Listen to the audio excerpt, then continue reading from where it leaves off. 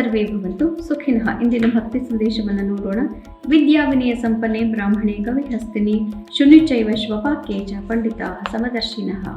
ವಿದ್ಯಾ ವಿನಯ ಸಂಪನ್ನೆ, ವಿದ್ಯೆಯನ್ನು ತಿಳಿದವರು, ವಿನಯವಂತರಾಗಿರುವವರು, ಹಾಗೂ ಬ್ರಾಹ್ಮಣಿ ಗವಿಹಸ್ತಿನಿ, ಬ್ರಾಹ್ಮಣರು ಮತ್ತು ಗೋವುಗಳು ಹಾಗೂ ಆನೆ ಇರಬಹುದು, ಆದರೆ ನಾಯಿನೂ ಇರಬಹುದು.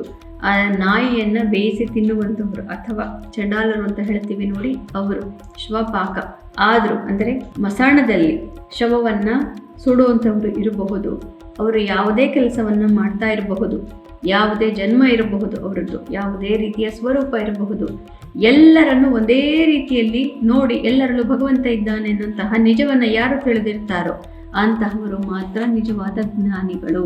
ಇಂದು ಶ್ರೀ ವಿಶ್ವಾವಸು ನಾಮ ಸಂವತ್ಸರ ಉತ್ತರಾಯಣ ಶಿಶಿರ ಋತು ಮಾಘ ಮಾಸೆ ಕೃಷ್ಣ ಪಕ್ಷೆ. ಇಂದು 15ನೇ ತಾರೀಕು ಭಾನುವಾರ, ತ್ರಯೋದಶಿ ತಿಥಿ ಮತ್ತು ಇಂದು ಉತ್ತರಾಷಾಢ ನಕ್ಷತ್ರ ಹಾಗೂ ಇಂದು ಶನೈಶ್ಚರ ಜಯಂತಿ ಹಾಗೂ ಮಹಾಶಿವರಾತ್ರಿ. ಶನೈಶ್ಚರ ಜಯಂತಿ, ಶನಿ ಭಗವಂತನ ತೊಂದರೆಯಿಂದ ಯಾರ್ಯಾರು ನಾವೆಲ್ಲರೂ ಬಳಲ್ತಾ ಇದ್ದೀವಿ, ನಮಗೆಲ್ಲರಿಗೂ ಇದೊಂದು ಬಹಳ ಉತ್ತಮವಾದಂತಹ ಅವಕಾಶ ಶನೈಶ್ಚರನ ಆರಾಧನೆಯನ್ನು ಮಾಡೋದಕ್ಕೆ. ಸಕಲ ಗ್ರಹ ಬಲನೇನೇ ಸರಸಿಜಾಕ್ಷ. ಯಾರಿಗೆ ಭಗವಂತ ಕೃಷ್ಣನಲ್ಲಿ ನಂಬಿಕೆ ಇಲ್ಲವೋ ಅಂತವರು ಶನೈಶ್ಚರನನ್ನು ಆರಾಧನೆ ಮಾಡಬಹುದು. ಅಥವಾ ಶನೈಶ್ಚರನೇ ನರಸಿಂಹದೇವರ ಸ್ತುತಿ ಮಾಡಿರುವಂತಹ ಶ್ಲೋಕಗಳನ್ನು ನಾವು ಹೇಳ್ಕೊಳ್ಳಬಹುದು. ಅಥವಾ ನಮ್ಮನ್ನು ರಕ್ಷಿಸುವಂಥ ಭಗವಂತನನ್ನೇ ಕೇಳ್ಕೋಬಹುದು. ನಿನ್ನಲ್ಲಿ ಅಪ್ರತಿಮವಾದಂತಹ ಭಕ್ತಿಯನ್ನು ಕೊಡು ಅಂತ ಕೇಳ್ಕೋಬಹುದು. ಭಕ್ತರಿಗೆ ಯಾವ ಬಾಧೆಯೂ ಇಲ್ಲ, ಯಮನ ಬಾಧೆಯೇ ಇಲ್ಲದಿದ್ದ ಮೇಲೆ ಗ್ರಹಗಳ ಬಾಧೆ ಎಲ್ಲಿಯದು. ಆದ್ದರಿಂದ ಸಕಲ ಗ್ರಹವಲ್ಲ ನೀನೇ ಸರಸಿಜಾಕ್ಷ. ಇಂದು ಮಹಾಶಿವರಾತ್ರಿ. ಶಿವ ಹಾಲಹಲ ವಿಷವನ್ನು ಕುಡಿದು ಬ್ರಹ್ಮಾಂಡವನ್ನು ರಕ್ಷಿಸಿದಂತಹ, ಸಂರಕ್ಷಣೆ ಮಾಡಿದಂತಹ ದಿವಸ ಇದು. ಕೆಲವರು ಉಪವಾಸ ಮಾಡ್ತಾರೆ, ಇನ್ನು ಕೆಲವರು ಮಹಾದೇವ ಎಲ್ಲರನ್ನೂ ಕಾಪಾಡಿದ ಅಂತ ಹೇಳಿ ಅದನ್ನು ಹಬ್ಬವಾಗಿ ಆಚರಿಸಿ ಹಬ್ಬದ ಊಟವನ್ನು ಮಾಡ್ತಾರೆ. ಇಂದಿನ ಭವಿಷ್ಯವನ್ನು ನೋಡೋಣ. ಇಂದು ಉತ್ತರಾಷಾಢ ನಕ್ಷತ್ರ, ಇದರ ಅಧಿಪತಿ ರವಿ. ಆದ್ದರಿಂದ ಇವತ್ತು ಎಲ್ಲರಿಗೂ ನನ್ನದು ನಡೆಯಬೇಕು ಅನ್ನುವಂತಹ ಒಂದು ಭಾವನೆ ಇರುತ್ತೆ. ಇದರಿಂದ ಬೇರೆಯವರಿಗೆ ತೊಂದರೆ ಆಗದಂತೆ ನೋಡ್ಕೋಬೇಕು. ಮೇಷರಾಶಿಯವರಿಗೆ ಅತ್ಯುತ್ತಮವಾದಂತಹ ದಿವಸ, ಕಾರ್ಯಕ್ಷೇತ್ರಗಳಲ್ಲಿ ತೊಂದರೆಗಳು ಬರದಂತೆ ನೋಡ್ಕೋಬೇಕು.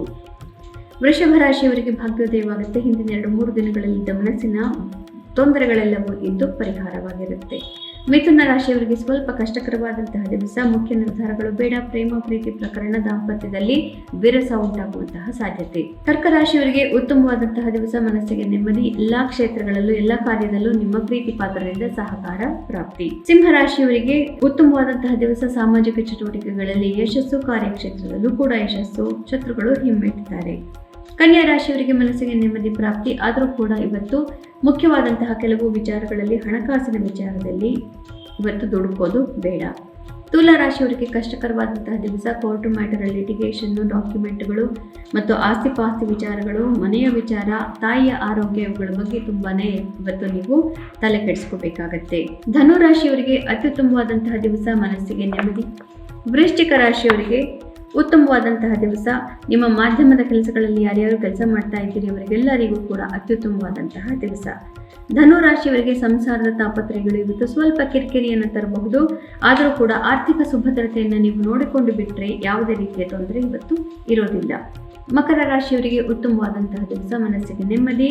ಇವತ್ತು ಹಿಂದಿನ 2-3 ದಿನಗಳಲ್ಲಿದ್ದಂತಹ ತೊಂದರೆಗಳೆಲ್ಲ ಬಗೆಹರಿದು ಮಾರ್ಗದರ್ಶನ ಪ್ರಾಪ್ತಿ. ಕುಂಭರಾಶಿಯವರಿಗೆ ಸ್ವಲ್ಪ ಆರೋಗ್ಯದ ಸಮಸ್ಯೆಗಳು ತೋರಬಹುದು ಮತ್ತು ಮುಖ್ಯವಾದಂತಹ ಕೆಲವು ನಿರ್ಧಾರಗಳು ಮಾಡೋದಕ್ಕೆ ಇವತ್ತು ಬೇರೆಯವರ ಸಹಕಾರ ನಿಮಗೆ ಇಲ್ಲದೆ ಹೋಗಬಹುದು. ಆದ್ದರಿಂದ ಸ್ವಲ್ಪ ಹುಷಾರಾಗಿ ನಿರ್ಧಾರಗಳನ್ನು ತಗೋಬೇಕು. ಮೀನ ರಾಶಿಯವರಿಗೆ ಅತ್ಯುತ್ತಮವಾದಂತಹ ದಿವಸ, ಮನಸ್ಸಿಗೆ ನೆಮ್ಮದಿ, ಇಷ್ಟಾರ್ಥ ಸಿದ್ಧಿ ಮತ್ತು ಇವತ್ತು ಮಿತ್ರರಿಂದ ಧನಾಗಮ. ಪುನಃ ನಾಳೆ ಭೇಟಿಯಾಗೋಣ. ಅಲ್ಲಿವರೆಗೂ ನಿಮಗೆ ತಿಳಿದೇ ಇದೆ, ಗೀತಾ ಶ್ಲೋಕಗಳ ಶ್ರವಣ ಪಠಣ, ಮನನ ಲೇಖನ ಯಾವುದನ್ನು ಮಾಡಿದ್ರೂ ಕೂಡ ಜನ್ಮಾಂತರದ ಪಾಪಗಳನ್ನು ನಾವು ಕಳ್ಕೋಬಹುದು. ಶುಭಮಸ್ತು. ಶ್ರೀಕೃಷ್ಣ ವಿಜಯತೆ.